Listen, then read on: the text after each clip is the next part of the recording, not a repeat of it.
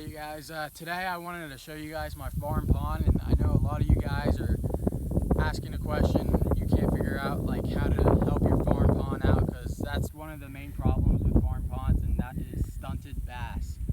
A lot of these farm ponds just don't get fished, and they don't get the pressure like a public lake, and they don't get fish taken out. So over time there'll just be too many bass, and whenever there's, say you start out with 50 bass a couple years ago, and then now you have 200. Now with that 200 bass, they're all going to be skinny, and there's not going to be those eater-sized bluegills anymore.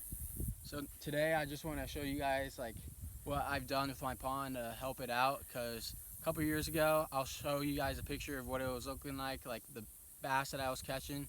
They had big heads and small bodies, and today, I mean, we've helped it out quite a bit. I'd say we've done a lot to the farm pond here, and I want to show you guys what we've done, just so if you need some help with this problem, we can help you guys out, hopefully.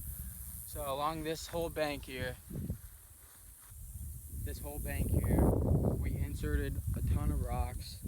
You might be able to see, but these weeds from this grass have gone up quite a bit, but we probably put close to about 1,000 pounds of rock over here, and you can tell the rocks that we have down here. We have some smaller ones and we got some bigger ones, and this will kind of help like a little rock bank along here.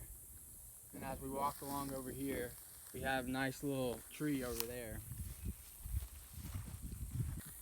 Now we also have, during the winter time, what you guys can do is you can go and cut down some of these trees and throw them on the ice if it's safe enough, and they'll sink down to the bottom as fish structure, so these fish can have some structure on their pond. Because whenever this pond was built, they just built it. They didn't put any structure on it, and that was the one thing they messed up completely on.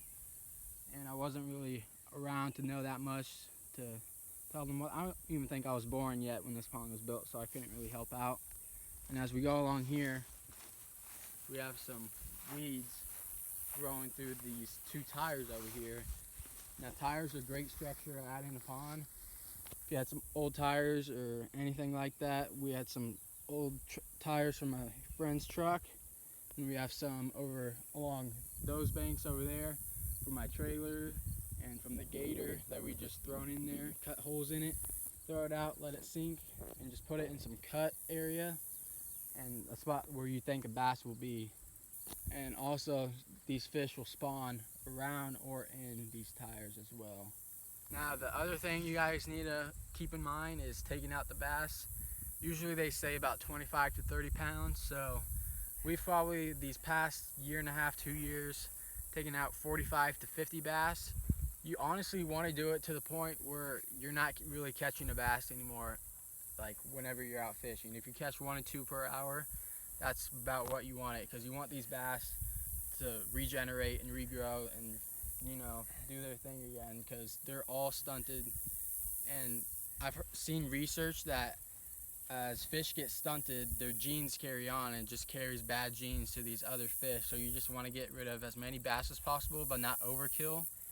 And also what we plan on doing here is adding about 5 to 6 15 inchers in here, something like that, just so we have some bigger bass, some more, because we want these 8-inch class, 10-inch, 12-inch, and then 15-inch, just so we have a different age structure between these bass, because we could have some 10-inch bass in here that are just 5 years old and they've just been stunted their whole life. So you want to keep in mind to do everything possible to make these fish better.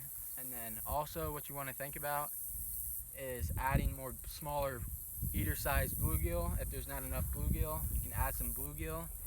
And a lot of times, like my pond, we just have stunted bluegill population, but I mean that's not really a horrible thing.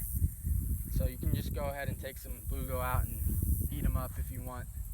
And I mean, they'll bed up and make some more babies, but you can add some fathead minnows. I mean, they'll eat them up like that, and they're pretty expensive, but what I'd recommend is probably just adding a little bit of bluegill if you're slacking on that part of your pond. Also, you can tell, I mean, we have a decent amount of grass on the pond, but it's not completely covered.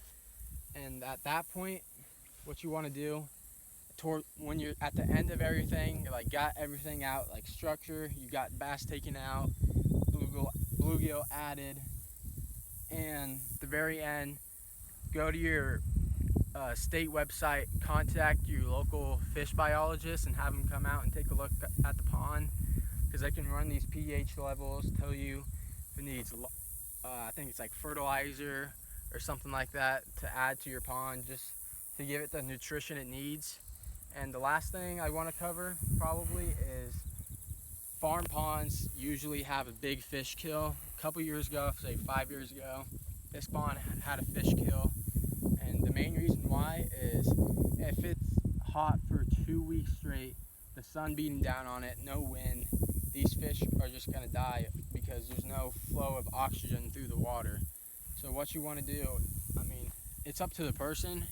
If you want to spend the money, you can do a DIY, or you can spend the money on a really expensive one and have people come out and do it. And you can do it yourself and just add a little fountain out in the middle. It doesn't have to be one of those $1,000, $2,000 fountains, just a couple $100.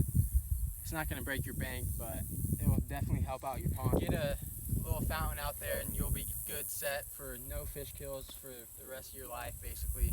And hope you guys learned a little bit, and hopefully this will help out your fish population for your pond. And thank you guys for watching, and hope you guys get some big bass growing in your ponds. Peace.